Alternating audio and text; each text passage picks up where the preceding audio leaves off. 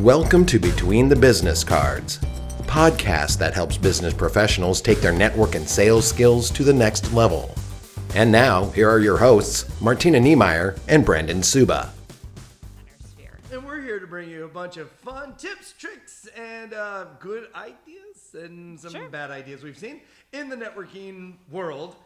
We are currently in our first season, and our main focus is I joined, now what? We've touched on one-to-ones. We've touched on finding a home if you're in the queue or if you joined and you have ambitions to find a group that you can meet with weekly. Yep.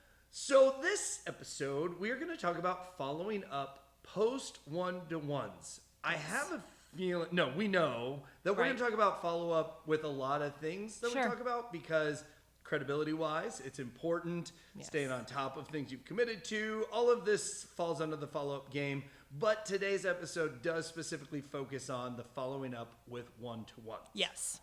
Yeah. We talked about the one-to-ones. We talked about the importance of them. But as in a lot of things within sales, follow-up's really important because that's where those relationships go deeper and they don't feel like just an initial connection that just kicks it off and, you know, you're kind of hoping it goes somewhere. You actually have a little bit more control. You are more active with it, not passive. Mm-hmm.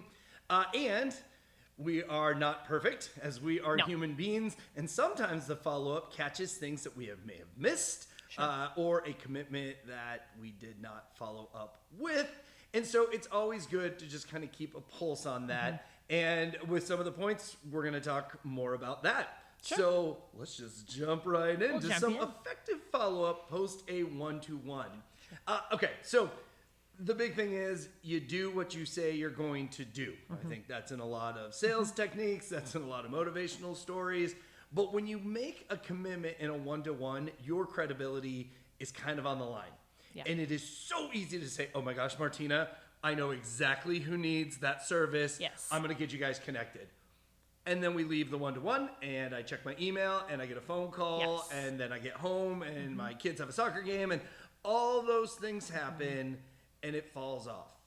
Now, what stinks is Martina could reach out and say, hey, Brandon, you forgot to do this. Yeah. Now, if it's something that Martina needs to complete a piece of her business, then it might happen. But if it's not, then it's kind of that false promise. Right. And again, I forgot, doesn't affect me, but it might be different on Martina's side. Sure. And I mean, it's always beneficial when somebody is willing to reach out about that. However, you don't want to be in that position either because that doesn't feel super warm and fuzzy. That's like, oh shoot, I forgot about them. And you know, maybe it's somebody you've had a relationship with for a while, which is great, but if this is the very first initial interaction, you're really setting up that credibility piece. So I think it's important. If you say you're going to connect them with somebody, if you say you're going to get them a piece of information, if there's a book recommendation, if there's a quote on something, whatever that happens to look like following up with what you said is really important. And right in line with that is find a way and commit to how you are going to follow up. I used to say I love text message, but I think, maybe it's because I'm getting older, I think email is actually my favorite way. I'm kind of moving back that direction as well, especially if it's going to be more of a follow-up than just a quick, hey, it was great meeting with you, right? If it's going to be something that they need something or I need to connect them with someone, email is almost easier. I think so. So I don't know, that maybe is aging us, but I'm sure, actually, I'm worried there might be ways of follow-up we don't even know now. Right. Because we try to stay young with our children's, but, they do cool things that we're just never going to understand. Right. But regardless, when you ask how you want that follow-up, you are now following treating the way they want to be treated. Plus, again, if someone follows up with me in text message, well, here's what I do. Here's why text message is tough for me. I will read it and then mark it as unread and then say I'm going to come back to it. Yeah. And I am not the person that cares if I have 10 notifications on an app. Are you? I'm not either. Okay. There are some people that clear them out and will not leave them. We're not those people, I guess. Yeah. We're the ones that cause those people anxiety. Yeah, we are. Yeah. But what Sorry. I found then too is I will go back and see that and be like, oh, I'll do that later. And then later becomes much later. Right. With emails, I seem to want to check those off much quicker now. Okay. And I can see that. kind of like you said, if I'm going through and I was going to make a connection, it's a lot easier for me to tap in an additional email, do a forward, and then boom, it's going and it's set to go. Where with the text message, you gotta look up the contact. And that sounds so old. This is so funny. We do sound a little old. I know LinkedIn is really big with a lot of people. And so I know that when I have had one-to-ones with people that are really connected on LinkedIn, one of the very first things that they'll do is they'll add me as a contact. I think that's what the connection. A contact. Wow, we are really seeming old. And then they'll start that follow-up right on there as well. So I know that is a usable tool for people as well. I think it's managing those expectations. Yep. Okay. So how am I going to reach out?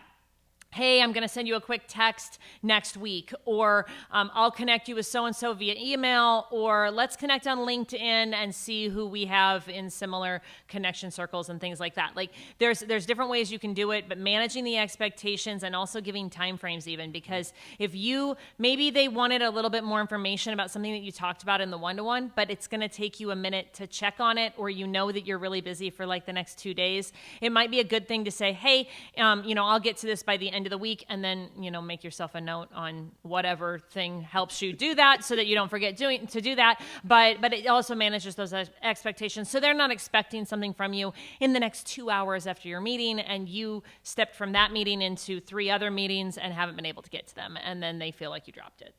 But then it does open it up if they needed that quicker, because I think sometimes I make assumptions and then they're like, oh no, I need that by the end of today. Oh yeah, I can go out of my I'm fine going out of my way and making that happen if requested. I think as sales professionals, as business owners, that's kind of a mindset, right? Like, if my deadline's here, I'll hit it. Right. But again, when you ask, at least you can know. Right. So you're not going to drop the ball unknowingly just because you didn't ask. Sure. Yeah. Now, maintaining connections. This is one Martina threw out, and I was actually never really thought of it. Yeah. To be honest with you. So jump on in on this one, maintaining the connection. So you don't want anything, and I always talk about people visiting chapters and they just confetti business cards. Well, you don't want the one-to-one to seem like that either. Like I met with this person and, that was that, and it's pretty easy to do that, especially in this very busy world that we all live in. It's very easy to go from that one meeting and jump into something else and say, well, that was nice and that person was nice, but then that didn't actually establish what you were hoping to create in that one-to-one, which was that connection that then led to other things.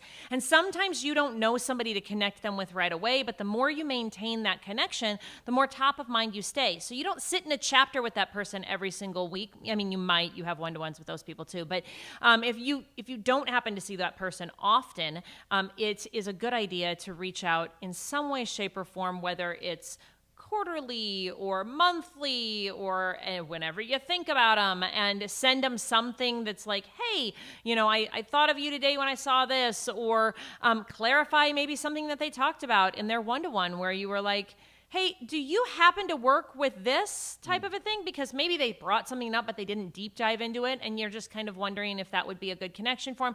Anything little like that can be helpful. We even have one gal who's really great at this. She puts them on their Christmas card list. Oh, and I know who you're speaking of. And so she's really committed to that. I don't add everyone to my Christmas card list, but there are a variety of ways to maintain those connections. And if you ever ran into, her name's Jessica, but if you ever ran into Jessica, she would tell you why she does that. And it's because she wants to maintain those connections. She wants to circle back and make sure that it wasn't just a brief meeting at a coffee shop one time in October. It was something that meant a little bit more and could potentially lead to something in the future. And going back to when you said you do meet with the people in your chapter, there are going to be some people in your group that you're going to meet with consistently. Sure. Usually they are within the same category of business, or you guys refer back and forth. And I think it is good to do some businesses could do weekly or monthly check-ins because of the activity that you can produce with the other person. Yeah. Now, that being said, there are going to be people in your group that it's a pretty big gap between you being in front of their referral partners and vice versa, and you're not going to produce a lot of business. that's maybe a quarterly meeting. Or one trick I used to do is I would take the roster and make it a point to at least once a week hit somebody on the roster, and then once completed, start over again. Did I meet with some people a couple times more? Absolutely, if we had rhyme or reason to. But it was just really having that cadence of going through and making sure you do a one-to-one with each individual. Because I would love to say that we hear everything that happens in a meeting and we've heard every referral request you've ever given, but that's not the case. Sure. And it is not uncommon when you sit down one-to-one, even if it's maybe the third or fourth, something new comes up. Or let's not lie, there's new stuff with our business all the time. This is a great opportunity to be like, hey, I know it's been a couple months, but I have something new to share with you. And I'm pretty excited. Yeah, absolutely. Go ahead. Another way to maintain those connections is maybe, always ask before you add them to a newsletter or anything like that. But maybe they would love to hear more from your company, keep you a little top of mind, but have you kind of in the background end of things. That's probably more for people that you aren't seeing all of the time. Then we kind of talked about, are you ready to go into the tracking progress part? Yeah. Okay. Yeah. We kind of talked about maybe even looking back over the one-to-ones that you have done in the last, 6 months, a year, whatever, and almost doing a one-to-one audit. Like, hey, this was a really great one that I sat down to, but I haven't talked to Angie in 4 months. And I just want to touch base real fast. That's a really easy way to decide how to do those maintaining connection follow-ups, but also a great way for you to track your progress of meeting people and how you are, continuously investing in that network that you have developed. And if you did forget to do something for somebody, if you go back and look at the people you met, or I do love in the hub, they're listed. It is so easy to do a quick audit with your one-to-ones. When you go in there and you submit the most recent, you look back, make sure that you've covered and submitted the others or accepted the others. Because in the hub, you have to go and accept when a one-to-one has been submitted, which I really do love that feature too. And that's for a whole nother podcast day, things that I've seen in the world of one-to-ones. But again, going through and doing that audit, if you see Martina and you're like, oh no, I told Martina I'd send her this book that I absolutely fell in love with and she was so excited. Well, now this is going to be your friendly reminder. And I don't know, Martina, would you be mad if I text you or emailed you like a few weeks later, be like, hey, sorry about the book recommendation, here it is. Well, that book was going to change my life and you dropped the ball. No, I mean, I would not be upset. I would be like, great, because it probably wasn't going to be something that I was able to get to immediately anyway. Right. And so, I add it to my Audible, let's be honest, and away we go. So. But again, and that's understanding expectations. If someone needs it right away, really make that a top priority. Write it on your hand, write it on your forehead, whatever you got to do. But that's going to keep your credibility good. And it could lead to much more business with that same person because they know that you're going to be quick when you need them to be. Awesome.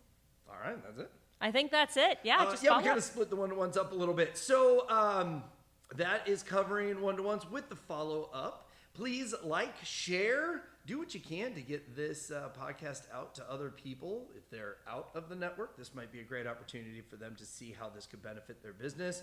You have one-to-ones even if you're not in a professional organization. Sure. We meet with people all the time, and all of these are great tips and tricks, I feel, just to keep a good relationship in the business world.